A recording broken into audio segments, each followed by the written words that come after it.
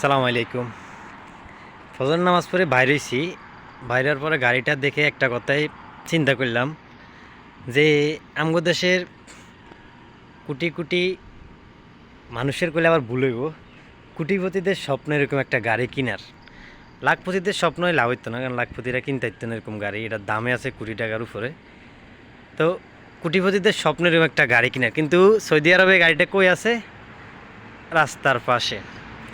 বিগত কতদিন, এক সপ্তাহ হবে গাড়িটা এই জায়গায় দেখতেছি আমি। গাড়িটার উপরে কোনো ছাদ নাই, বৃষ্টি এলে এরকম ভিজবো, রোদের ভিতরে এরকম থাকে। বাস এই উপরে বালু, সব বালু।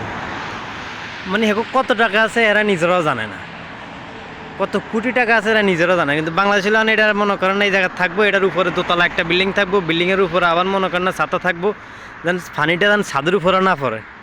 কিন্তু দেখেন এই জায়গায় কোন জায়গায়, রাস্তার পাশে গাড়িটা। হেগোতে কত টাকা আছে এরা নিজেরাও জানে না।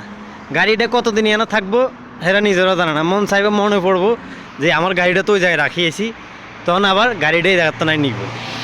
তো বাংলাদেশের কোটিপতিদের যেটা স্বপ্ন এই দেশে, তারা মনে করেন এটি রাস্তার পাশে রাখি দেয়, যেটা কথা। আর আমাদের স্বপ্ন ভাই, আমরা হাজারপতি লাখপতি হইতে হয় না, আল্লাহ যদি বাসা জিয়ারায় কোনো সময় হইয়াম। আমাকে স্বপ্ন বাস একটা স্বপ্নের বাইক, স্বপ্ন এতটুকু একটা স্বপ্নের বাইক। আমাদের কাছে ওই স্বপ্নের বাইকটাই কোটি কোটি টাকার তো বেশি। আমরা যারা মধ্যবিত্ত ফ্যামিলির লোক আছি, তাদের কাছে ওই একটা বাইকে কোটি টাকার থেকেও দামি। তো মূলত ভিডিওটা করার কারণটা হচ্ছে এটা, যে এই সকল গাড়ি বাংলাদেশের যারা কোটিপতি তাদের স্বপ্নে আসে এই গাড়িগুলো।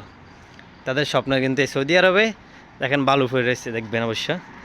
এইসব বালু, সব বালু বালু পড়ে রয়েছে। তার কয়দিন আছে, আমি মনে হয় এই 5-6 দিন দেখতেছি এই জায়গার মধ্যে আছে, রাস্তার পাশে এই গাড়িটা রয়েছে এই জায়গায়।